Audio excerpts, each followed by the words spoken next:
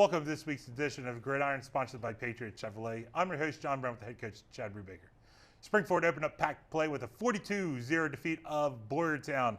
Coach, congratulations to you guys and the crew on opening up that packed play with 42. But we do have to say we went through the records. We did miss the first ever week of Gridiron last week. So we want to make sure we apologize to the thousands and thousands of fans out there of the Gridiron that we missed last week. I apologize. I was I was a little under the weather. And then I think it's just going around. I had to miss the end of the week last week, so it was just we couldn't fall in line with our schedule-wise. That was the first practice I missed in 17 years. As a coach of any since my daughter's birth. Wow. No, I didn't miss that when my daughter was born. I didn't miss the offensive practice. I missed the defensive part of the practice there.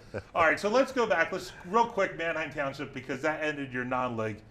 Somebody tells you before the game, your coaching staff, hey, we're going to hold them to 17 points tonight. You would have taken those chances before you played the game, right? Would they tell me that we only had less than 150 yards of offense? Yes. But, that's one of the ones that, we continually shot ourselves in the foot. We had 80 yards in penalties, and those 80 yards in penalties also took away 80 yards of offense. Yeah. And they were just in situations that I think it just kept us way behind the chains. There was one in the first quarter that kind of could have gone both ways. That last week, because of sickness, because of lack of a plethora of referees, we had a 5-man crew for the first time ever. And they'll tell you that affected the game too. I talked to some of the guys afterwards, like, guys not in position, or there's a guy that would have been in position, right, not in position. There, yeah. And there were two plays I felt that really hurt us. But we needed to limit our own penalties. We made some stupid penalties that really, really hurt us. So I would have loved to come out of that game with the win. Especially for district rankings and everything else, it would have been nice. But it kind of really made us, sit down and really reanalyze what we're doing, and we made some changes, and those changes, paid some dividends on Friday. Right, because I'm sure you as a staff, you as head coach, you're going to sit down and say, okay, we're 4 games in. 4 games 2 games you lost, but you felt you had a chance to be in the football game, win games. What can we do better? Once again, you got to focus in on. And really the answer to that was we needed to play better on the offensive side of the ball. We played well enough defensively to win all 3 of those games, or all 4 of those games. Yeah. But, we kind of, it made us really take a look at what we're doing, and we kind of pulled back a little bit this past week, and just kind of were a little more downhill, took out some of the reads, and I think that helped us. Yeah, so obviously those that went and saw the Boyertown game. Now let's talk about the beginning of the game where Boyertown puts a drive together, and you talked about the defense really not causing a lot of turnovers, and they got a huge turnover for you early. They're on the doorstep right there. That's one of those, it's got to be a momentum thing where if they score, it's maybe a different football game for you. And then you do get the ball, and you put together a 98-yard drive, and you put a score. That real early play totally turn the tides of what happened for the entire rest of the game. I don't think it would have changed the outcome of the game, the win or loss, but it certainly was. Not panic, but you're like, we're not going to, I know what you're trying to say. Yeah. You're going to see it on the highlights. What an incredible play by Luke Pajevich, who split 2 defenders and hit the running back right as he was getting the handoff. But it was a big play for us. That first drive, the wing tee, you tend to, you as much as you preach it, kids look in the backfield, and we made a couple mistakes on that drive that really hurt us because kids were looking in the backfield instead of reading their keys. And and then obviously from there we settled down, and came down from that and just reiterated those things. But it was a big play. Yeah, and then so you guys put together a long drive, which you talked about chewing up some clock, and you did it over. It was, once again, I think I looked at the stats, 15 pass attempts for you the whole game. So you were running the ball. I think you ran for over 200 yards, something we haven't 250 done. Yeah, plus. you haven't done that all year long. So once again, I'm sure they can see it out there. It was a commitment to running the ball this week and get, as they would say, getting some hats on pads, right? Hats on hats. Hats on hats out there. You know, the thing with the running game too is, again, we just took some of the reads out of it. Teams were, especially Cumberland Valley, Manheim Township, obviously well-coached teams, were kind of forcing us to pull the ball, but having somebody there to and having somebody there to attack the quarterback. And then we were doing a terrible job blocking on the perimeter. And we need to continue to get better at that because we weren't great on Friday night. But, you know, our wide receivers have got to block. You know, if they want the ball, they've got to block. And that's been a staple of this program since you started, is your wide receivers and their commitment to blocking. Yeah. That's been, when you've had success running the ball in all your years, you've had some really good receivers blocking downfield. Well, what it does is it sets up, if you do read the zone and then our receivers block well enough, you know, we can throw some, you know, we call it snag, but we can throw some behind the line screens essentially. And, you know, by reading it, we have a 3-on-2 or 2-on-1 advantage on the perimeter. So they have to attack the quarterback throws to one of the receivers, and we still have a blocker for him. So ultimately, you know, they have to block, and we're going to continue to work on it. And it's, you know, a lot of it's heart, a lot of it's want to. And, you know, we're going to find guys that do it, or we're going to run the ball every play. Yeah. You know. And once again, you had to have been happy with the response of the guys on Friday night, too. Because once again, adversity, you know, and going back to Olney game, you hadn't played your greatest of games out there. And you had to have been happy with what you did as a total team effort on Friday night, too. Yeah, we had we scored on our first 6 drives. Yeah. And so we limited mistakes, and those 2 things were things that we really, you know, tried to focus on. And we, you know, there's guys that stepped up and made some big plays too. I mean, we were far from perfect on Friday night. I mean, there's a lot of things that we watched the film, like offensively, like, hey guys, we got to clean this up. Like, this isn't right. Mm-hmm. But you know, that's a process, and we're getting closer. All right, Coach, good stuff right there. All right, let's take a look at the offensive highlights from Springford, Boyertown. All right, this is our first touchdown run. This is Will Fish. Again, we did not block this great, and we had the running back go the wrong way, the other running back go the wrong way, but we got away with it and scored a touchdown on that. This is an RPO to Zach Zollers. All right, we're reading that outside, that number 40 right there. He comes flying up. Vacates the middle of the field. Yeah. This was, and again, we didn't do this correctly, but, you know, we tried to throw a little bubble pump, and Zach did a good enough job to sell it. There shouldn't be another receiver running alongside of him, bringing another defensive back. But the ball was on the money and made a play down the sideline. And good look at the field there. Yeah, yeah. All right, this is another RPO. This is the same play, just the other way.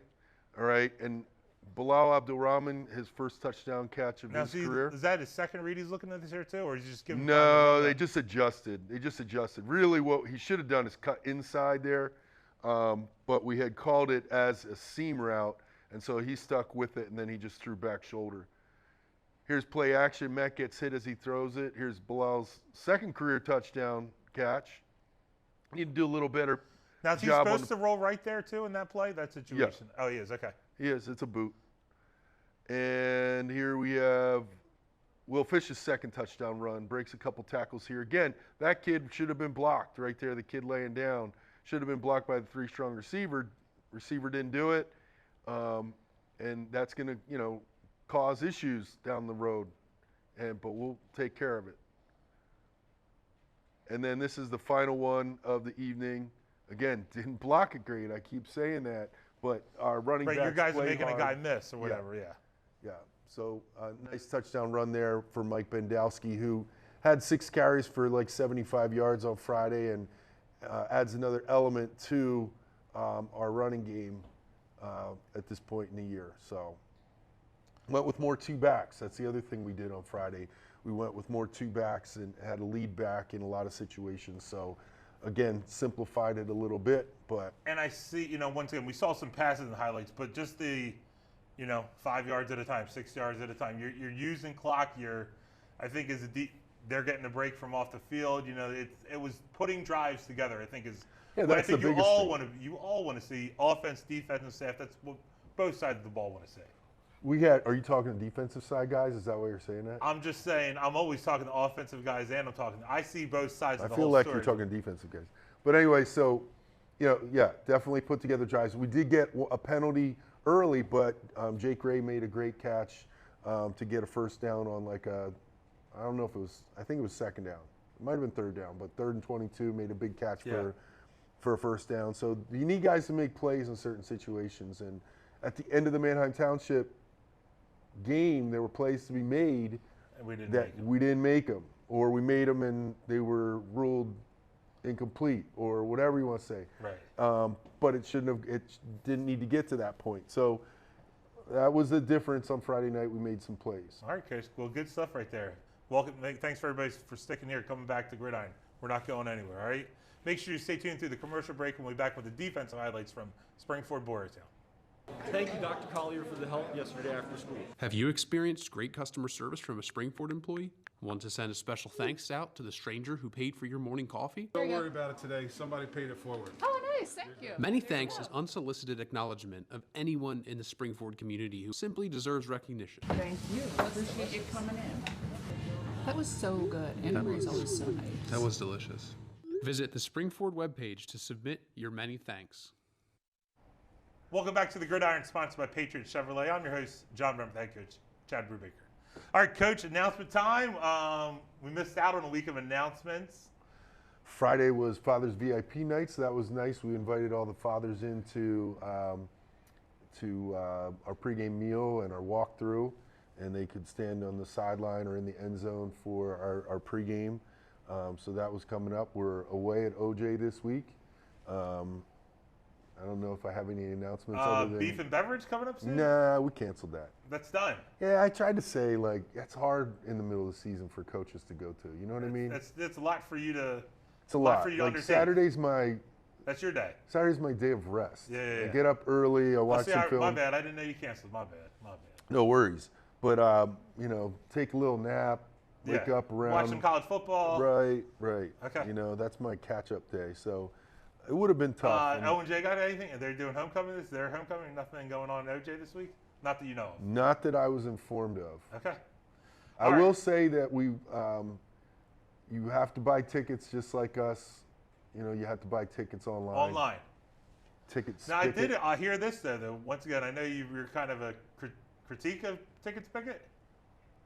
I have my thoughts. You can, tell me if I'm wrong, I can print out a copy of a Ticket Spigot to bring with me to the game. I don't know. I think that's a fact. I think you can do that. I don't know, but I'll tell you this, my dad was real worried last Friday night because my wife was sick. There is a community, I would say there's also a membership of our community that is struggling with that aspect as well. My wife was sick, who usually goes to the game with him, and he was all beside himself.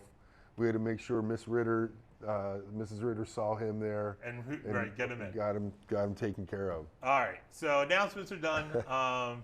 And you're on a little road trip here. You guys are gonna first time in a long time, right? And then you're gonna be on the road for a couple of games then too, right? Yeah, 2 games. Yeah, 2 games in a row. All right, so let's get back to defense out there. Shutout. Like you said, that first drive, they put something together out there, but really after that, it was a total shutdown of what Boyertown wanted to do for the night. Yeah, I mean, the wing tee is, if you don't combine it with other elements of offense, you end up being in situations where you're not prepared. 3rd and long is not a good situation for a wing tee team. Yeah.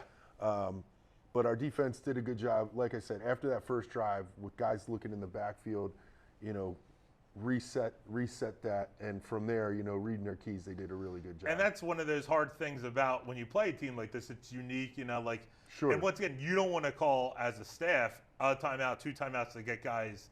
You want them to be able to figure things out on their own while they're out. And we let them go. We let them go in that first quarter, and then they figured it out. So. All right. So once again here, when we play this wing team, we'll see. What are you going to see? Like certain guys have to watch certain parts of the. Well, right, there's accountable for certain guys essentially, right? Yeah, I mean the linebackers have to read through the guards. Okay. The guards are going to take you You know, Where the 9 plays times are out of 10, the guards are going to take you where the play is. And then, you know, there's so much misdirection in the backfield that if you're a safety or an outside linebacker, you got to really eyeball the tackle so that you know, is he down, which means the ball's probably coming back your way? Is he setting up, you know, in pass pro? So, you know, then you got to get your drop, you know, things like that. But it's that crazy idea of football where you got to be instinctive, but you also have to be smart about what you're doing too. Like Right. there's got to be that split second of like what my reaction needs to be. it's always like that. Wow. Okay. See. Yeah. All right. All right. Let's take a look at the defensive highlights from Springford, Boyertown. Here's the play you were referencing. See Luke Pajevich come through there. You get a really good angle from the end zone here. And this is what you guys have been clamoring for this year is turnovers too. Yeah, and we got 2 on Friday, but this one is just slipping through there. Boom, hits him right as he gets the Right. And that handoff. guy can't. He should know he just can't get beat that way, that direction. Yeah, well, Luke's pretty quick. I mean, Yeah. Luke's not he's a strong kid. He's not a huge kid, and he's quick. Here's another one you gobble up in the backfield. Yeah, you see, I think this is Brandon Gass right there. Brandon And Goss. they run into each other, which doesn't help the cause either. Yeah, Brandon Goss did a nice job. He's coming on of late at defensive tackle for us. Got a sack here by Matt, I think it's Matt Yurko, yeah. Matt Yurko coming off the edge, you know, did a good job right there of staying on his upfield shoulder. And they tried to run this screen. This is a nice play by it's Luke Pajevich again. He Luke sees Pajevich. the screen and kind of drops.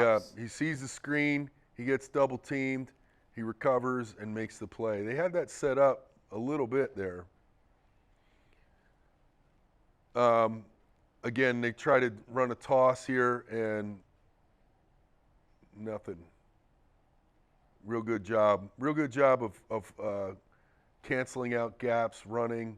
All right, there's not a lot of places to go. He tries to cut back inside there, and they run it down from the backside. Yeah, Coach. Well, once again, solid start to your pack season. Now you're in full bore of, and once again, I did check the district rankings since we're 5 games in. You're, what I see, 11 in the district rankings right now, too. 11, yeah. Lot to be changed between If now. again you go back to that Manheim Town, and it is water under the bridge, but coulda, woulda, shoulda. You know, we find a way to beat Manheim Township. We're sitting there as the best ranked 1-loss team, and you know, which obviously, if you stay there, you end up getting at least three home games most likely. Right. Now you're going to have to really fight your way to claw into the. We'll do it. You're going to claw. We're gonna try claw. I forget. The crossover game does count, right? It counts towards this. Unfortunately, it does. Okay. Just, well, And that really hurts us. Our league puts us in a bad scenario at the end of the year. I'm just looking Thanks for for bringing that up. No, I'm looking for confirmation. They're out there looking for No, it does count. Yeah. All right, just making sure. All right, Coach. One more segment here. You can do one more? I can do one more. All right. Make sure you stay tuned through the commercial break, and we'll preview the game with Owen J. Roberts.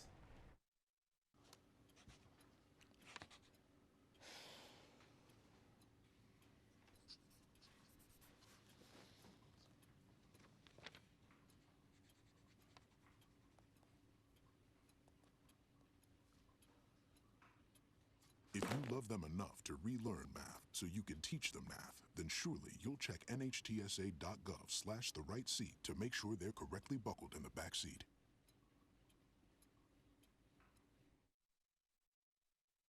There are 16 million children struggling with hunger in America. That's 1 in 5 daughters, sons, neighbors, and classmates who don't know where their next meal is coming from. Yet billions of pounds of good food go to waste every year. It's time we do something about it. Feeding America is a nationwide network of food banks that helps provide meals to millions of kids and families in need. Visit feedingamerica.org to help them feed even more. Together, we can solve hunger. Together, we're feeding America. Welcome back to the Gridiron, sponsored by Patriot Chevrolet. I'm your host, John Brennan, with head coach Chad Brubaker. All right, Coach, another pack opponent here for you guys. You're going to travel to Owen J. Roberts. I do remember a couple years ago you went down there and they kind of put one on you a couple years ago down there, right, at Owen J. Roberts. Fact or fiction? That was 2017. Really? It's been that long ago since that game happened? Yes. Wow, all right. Well, I do remember that one right there. I do remember 2017. O&J's coming off a loss to Perkiomen Valley. They're kind of fighting, scrapping, that sort of thing, to be a district contender, that sort of thing. Huge opportunity for them against you guys here Friday night. Yeah, both teams are 3-2, and you know, they have the home field advantage, so we have to go over there and you know, play our best game. What are we going to see from O&J Roberts offensive? What do they like to do? Well, you know, they do a variety of things. Like, they'll spread you out, but they don't really do a lot of two-back, but they kind of do two-back, like a hybrid version of it. They have like some might call it a sniffer back or whatever that lines up behind the line of scrimmage. I've never heard that term before in football. I just learned something here today. So, you know, that will act as a fullback, kind of an H-back. Okay. I've heard H-back before. Yeah. I'll give you that one. And so they'll line him up at slot or even tighter in behind the tackle or guard, and they'll motion him, and that's how they get to their two-back running game. So, you know, they have a 3-year starter, quarterback. They have some kids that can make plays, and, you know, we have to, you know, be students of film this week, as we like to always have our players be. And, you know, I think that it's going to be a good game. All right, Coach, let's take a look at O&J Roberts on offense. So there's what I'm talking about. So now he's lined up at slot, H-back. He comes in motion. Now, he doesn't go all the way out. He kind of tries to kick out the end there. And he does a really good job there, too. The guy cuts back here. He does. He does. Now they're just in – they actually go empty quite a bit. He rolls out here, and kid gets lost in coverage with the motion, it seems, and they make a big play down the field. Again, there he is. Now he stays in the block. They throw down the sideline, hit a fade in the end zone. They came back in this game, man, and even the last play of the game was really close, really close. Quarterback does a good job when he scrambles of keeping his right, looks like. Well, he keeps his eyes down the field the whole time, which is what you want your quarterback to do. And there you see, made a nice run. They were right there at the end. Like I said, at the last play of the game, the kid almost catches the ball, almost has his 1 foot down. It was close. Yeah. So once again, they'll be up to the task. They know what they're doing down there. What are you going to see defensively from O&J Roberts? Well, they vary a lot. You know, a lot of times they'll start out their games in an even front. They like to play a 4-4. But as the game wears on, I guess, you know, I'm not sure if it's, you know, this is what we like to do or this is what's working or whatever, but they'll play a 3-3. They played in the past, they played a 4-3, they played a 3-4. So the one thing that's constant through all that is they like to blitz. And their kids are pretty good at timing up snaps, so we're going to have to, you know, vary our snap count. We're going to have to make sure that we pick up, you know, blitzing linebackers, and certainly know where to go with the ball when it's a hot read. All right, Coach, let's take a look at O&J on defense. All right, so there they are in more of their 3-3 look.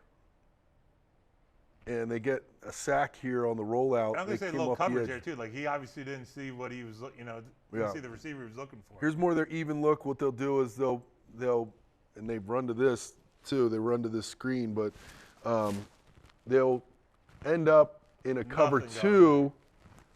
Yeah, PV tried to run outside at the end of the game a little bit, didn't work. And there's what you get, the linebacker knifing through there from the backside and making a play in the backfield, which is what you definitely do not want to happen. They have everybody in the line of scrimmage. And this was a huge play. They caused a turnover there at the end of the game, which gave them the opportunity to try to score at the end. So, you know, they're feeling good about themselves. They're 3-2. So, you know, we have to go in there and play our best. Coach Nestle going to be well received this week at O&J Roberts by the. He tries to lay low. He tries to lay low over there. Yeah. I know he's a frequent watcher of the Gridiron too. Yeah. I think he's a big fan of the. He does, and the banter, I would say. Yeah, and he I think he tries to lay low during these weeks. This week he'll just kind of stay in his. You know how it is. How many of your students know that you're the golf coach? Some.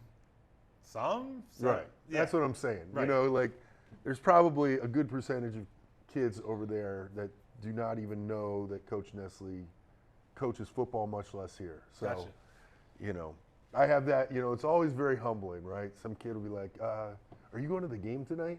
You're like, yeah, I'll be there. I'll be there. All right, Coach. Well, good stuff. Good show. Happy to be back here. Yeah.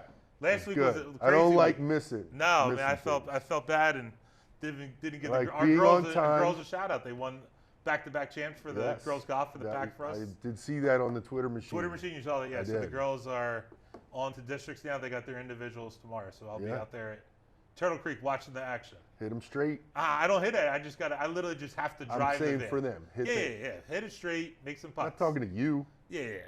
I don't get the Yeah. drive the van. Yeah. Get them there. That's It's a good, feed them some breakfast, that sort of thing. We'll be it's a good good to go. gig.